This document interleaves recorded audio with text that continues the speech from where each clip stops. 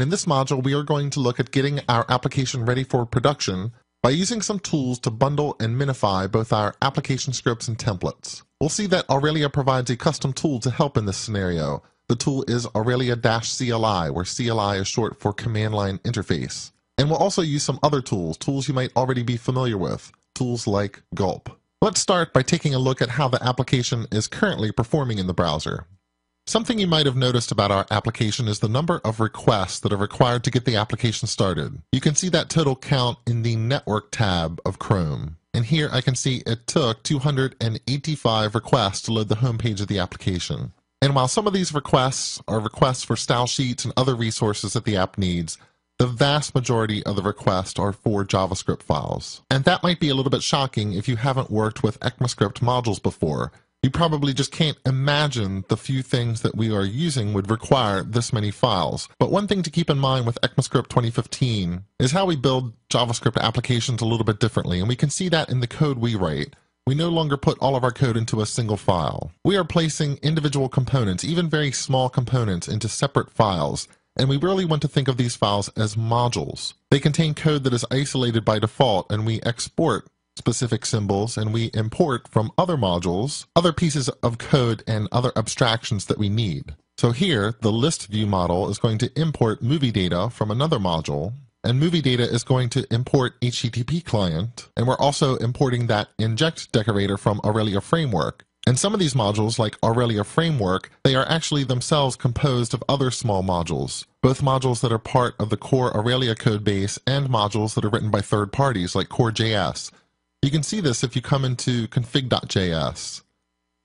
Inside of here, JSPM keeps track of what is installed and what the dependencies are between the different pieces that are installed. So I can see, for example, that the Aurelia Framework is actually a module that is composed from Aurelia binding and dependency injection and loader and logging and all these other things, and also Core.js.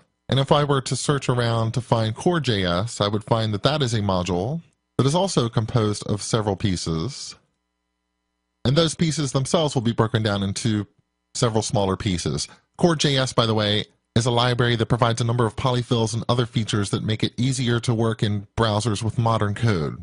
So of course, Core.js itself is going to depend on other modules and polyfills that it needs to load. Now back in the first video module of this course, we set up the application so that we'd be loading all of these modules as they are needed and on demand.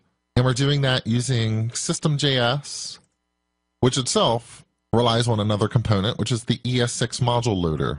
It's also using a transpiler named Babel that will transpile all this code that arrives in the browser from ECMAScript 6 or ECMAScript 2015, which is how we want to write the code. It will transpile it into ECMAScript 5 or whatever the browser requires so that it can actually execute. And this setup we used made it very easy to get started, because all of the hard work of transpilation and loading modules, it all just happens automatically for us. But obviously it's not the best setup for performance. We certainly don't want to transpile on the fly using CPU cycles on the browser when we can transpile ones on the server and ship executable code directly to the browser. We probably also don't want the application to send 285 requests to get started. Although bundling and file concatenation, these might not be a big concern in a few years when we have servers and clients all using the HTTP2 protocol, but that's still in the future. So for now, we want to bundle and transpile all of the code that our application requires into a single download. That should improve performance, and that's what we're going to do next using the Aurelia CLI tool.